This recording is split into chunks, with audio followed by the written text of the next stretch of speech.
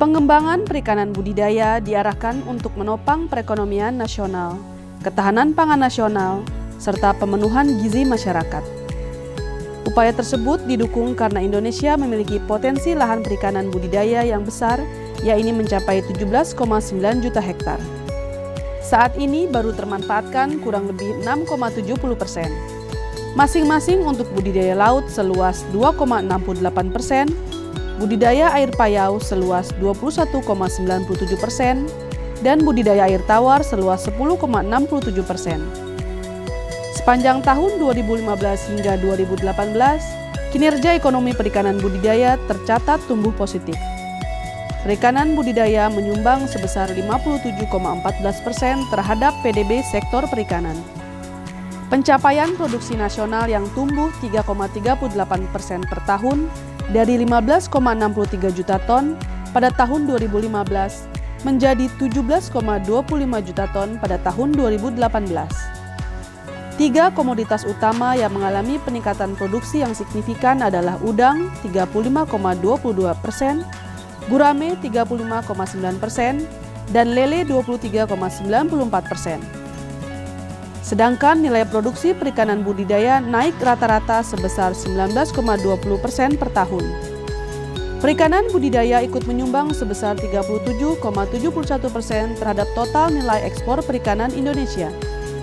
Nilai tukar pembudidaya ikan naik rata-rata 0,38% per tahun. Sedangkan nilai tukar usaha pembudidaya ikan naik 2,2% per tahun, yang menunjukkan program-program perikanan budidaya mampu meningkatkan margin keuntungan pembudidaya ikan. Pendapatan pembudidaya ikan naik sebesar 4,21% per tahun, dengan rata-rata di tahun 2018 sebesar 3,39 juta rupiah per bulan per orang, jauh lebih besar dari UMR nasional yang sebesar 2,26 juta per bulan per orang. Capaian kinerja yang positif di atas didukung oleh berbagai program strategis telah dilakukan di berbagai daerah, yaitu Gerakan Pakan Mandiri atau Gerpari, untuk menjawab tantangan mahalnya harga pakan sebagai penyusun utama biaya produksi, yakni lebih dari 60%. Sepanjang 2015 hingga 2018, sebanyak 1.093 paket dukungan telah terdistribusi kepada 1.093 kelompok pakan mandiri yang tersebar di 28 provinsi. Di samping itu, Kementerian Kelautan dan Perikanan juga membangun 1 unit pabrik pakan skala medium di Kabupaten Pangandaran, di samping pabrik-pabrik pakan yang ada di 10 unit pelaksana teknis DJPB. Hingga tahun 2018, volume produksi pakan mandiri mencapai 47.363 ton dan memicu penyerapan tenaga kerja sebanyak 5.465 orang. Program Gerpari juga telah mampu menurunkan biaya produksi pakan dan memberikan nilai tambah keuntungan sebesar 30 hingga 50% bagi pembudidaya ikan. Tahun 2019 akan dialokasikan sebanyak 55 paket dukungan Gerpari.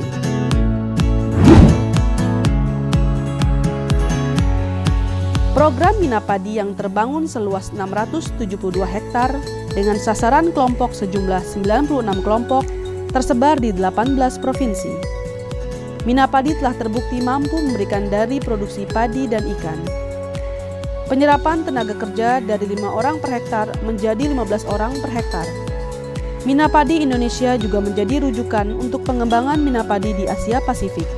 Di samping itu, saat ini Mina Padi telah berkembang menjadi kegiatan agrowisata dan edukasi. Tahun 2019 akan didorong pengembangan mina padi seluas 400 hektar.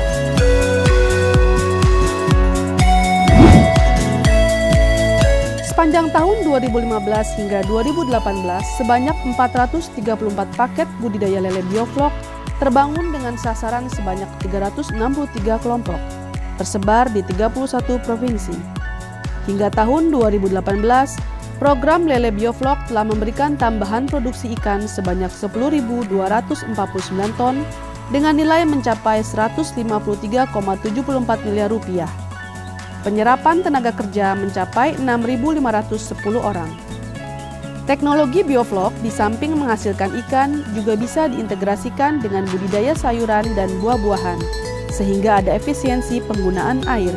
Tahun 2019 akan dialokasikan sebanyak 250 unit dukungan usaha budidaya bioflok.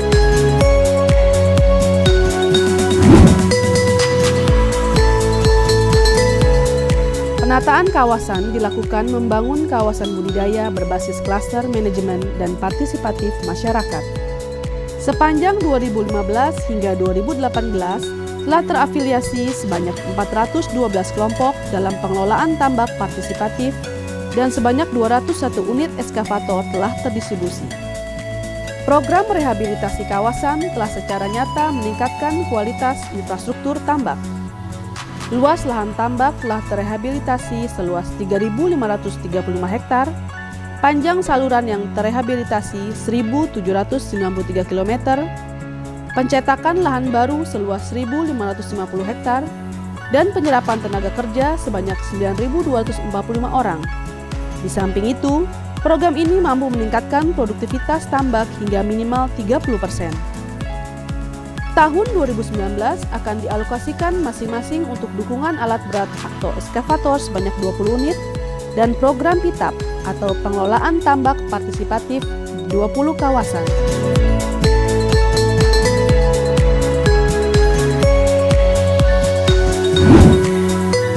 Dukungan benih bermutu.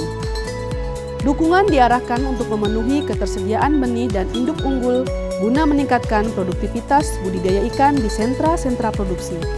Sepanjang 2015 hingga 2018, dukungan benih yang terdistribusi sebanyak 437,22 juta ekor untuk 5.436 pembudidaya ikan yang tersebar di seluruh Indonesia.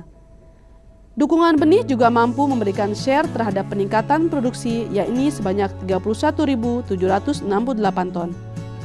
Benih juga digunakan untuk kegiatan restocking dalam rangka menjaga keseimbangan stok sumber daya ikan. Tahun 2019 akan dialokasikan dukungan benih bermutu sebanyak 215 juta ekor.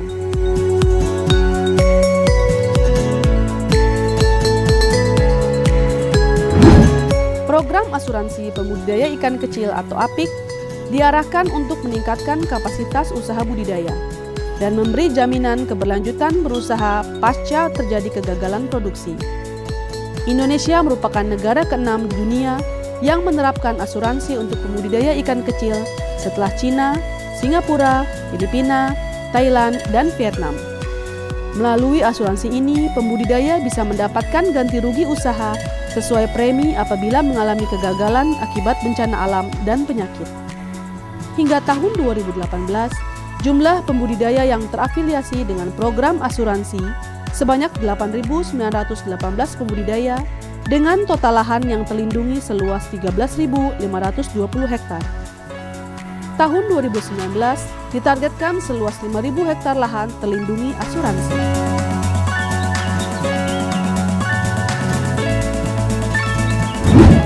SKPT didorong dalam rangka memicu pusat pertumbuhan ekonomi berbasis kelautan dan perikanan, khususnya di kawasan-kawasan terluar.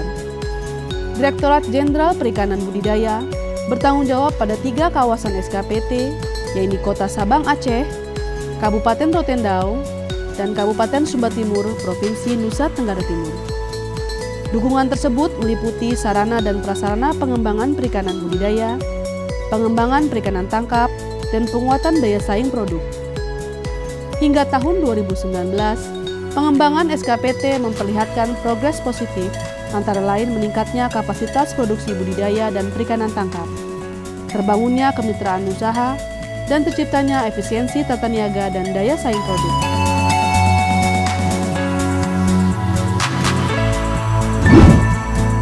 Selain kegiatan strategis, DJPB juga fokus pada jaminan keamanan pangan melalui penerapan Indogap, yang meliputi penerapan CPIB atau cara pembenihan ikan yang baik, CBIB atau cara budidaya ikan yang baik, serta CPPIB atau cara pembuatan pakan ikan yang baik. Selain itu, dilakukan pula upaya pengendalian penyakit melalui kegiatan surveillance dan monitoring.